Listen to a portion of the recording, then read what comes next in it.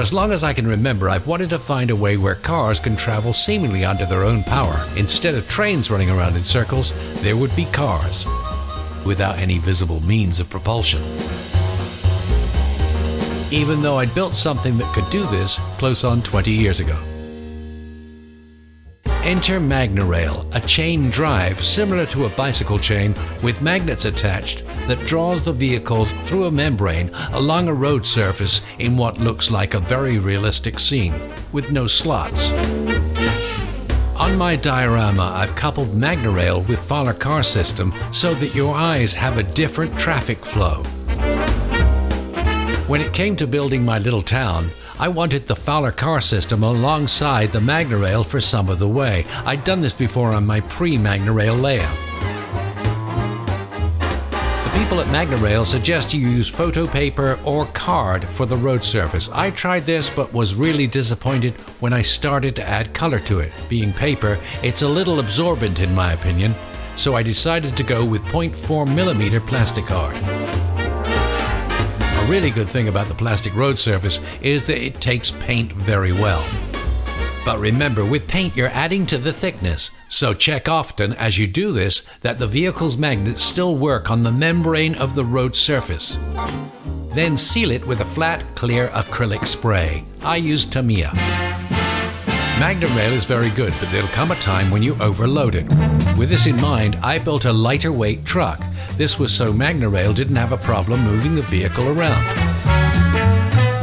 Cars aren't too much of a challenge as they're lighter than larger vehicles. If you can run some plastic trucks and buses, they're even better because they weigh a lot less. Sometimes the problem is not the weight of the vehicle so much as it is the magnets. But you can overcome some of the magnetic drag by using ferrous metal on the leading and trailing edge of the slider. Yes, this has to be two separate pieces of metal as a magnetic field will occur if you use a continuous piece. This can be enough to save you having to use a drag-producing magnet.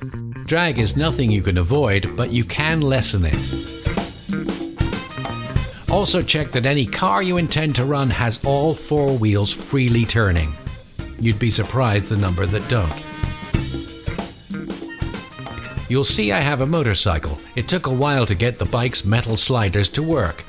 If you can make the sliders, the motorcycle is the same thing. There are no magnets. With the homemade sliders, be careful not to have any sharp edges or you'll damage the road surface. I found out another thing quite by accident. I had a previously converted Fowler van that had a broken motor. It had no problem using its magnet to be dragged around the circuit and was steering itself, and that gave me the idea to use Fowler-type steering units on larger Magnorail vehicles. This truck has no steering unit and looks like it's being dragged around the corner against its will.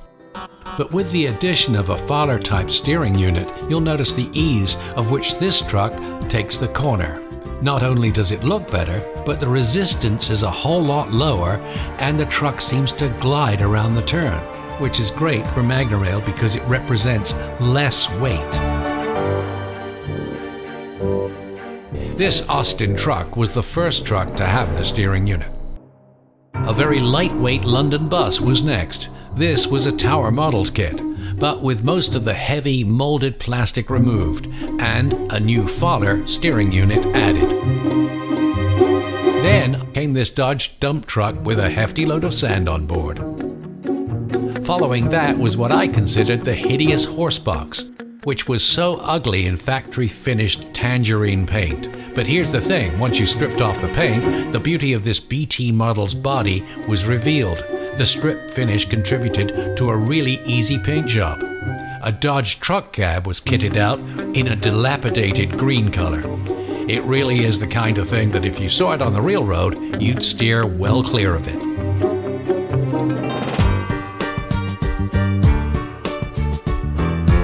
Various magnetic trucks have followed. A Bedford D series, an old 00 dinky made into another dump truck.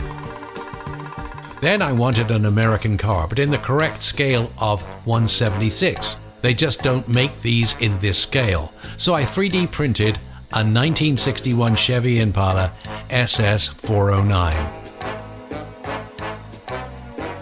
Here it is showing off some Thunderbird-style theatrics. Somehow it suited it.